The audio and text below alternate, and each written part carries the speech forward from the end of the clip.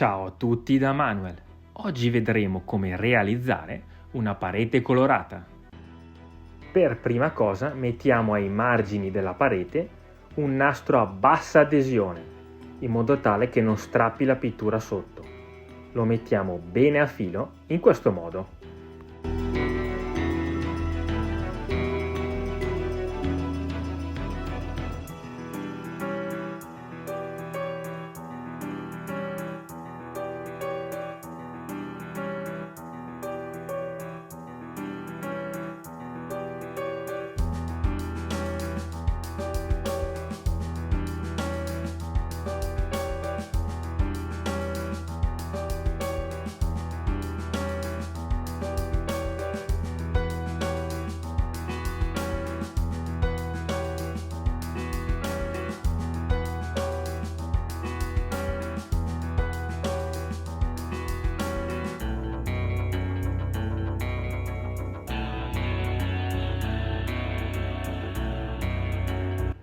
Una volta messo il nastro, vi svelo un trucchetto. Prendete la tinta della parete adiacente, in questo caso è un bianco, e sporcate il nastro che avete appena messo. In questo modo la pittura che userete non passerà sotto il nastro e uscirà un filo preciso e pulito. Ora con un phon asciughiamo il filetto del nastro.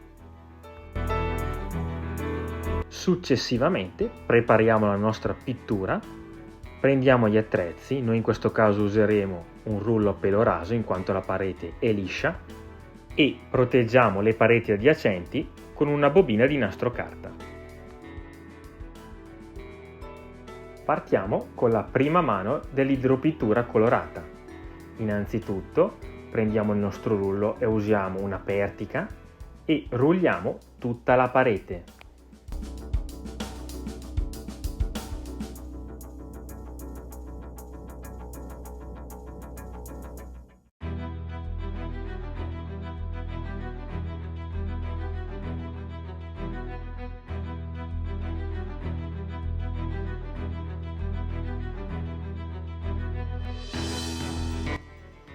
Una cosa, se non l'hai ancora fatto, mi raccomando, iscriviti al canale, è totalmente gratuito e per noi sarà molto importante.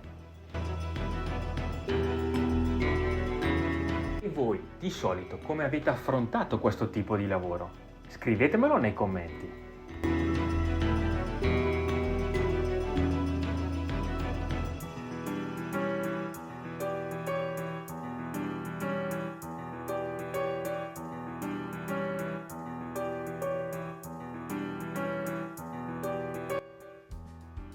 Infine, con il nostro pennello da calorifero, profiliamo tutta la parete.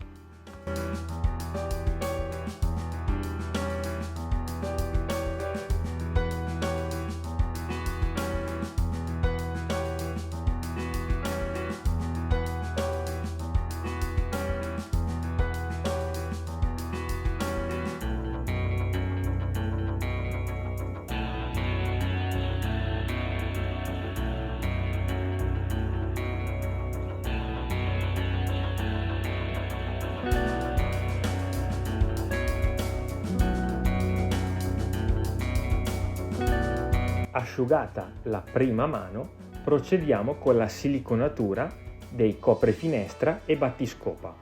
Abbiamo usato un silicone acrilico verniciabile e mi raccomando, prima di mettere il silicone, siate certi di aver messo il nastro 1-2 mm più indietro del solito. Poi partiamo con la profilatura dei bordi. Prima passeremo con un pennello da calorifero e successivamente con un rullino.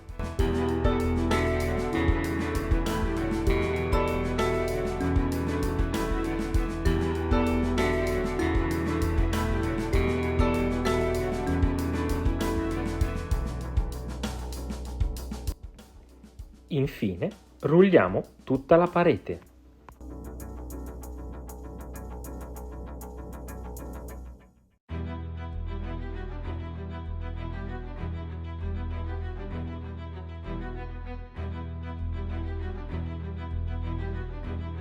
rimuoviamo con attenzione tutti i nastri e le carte presenti.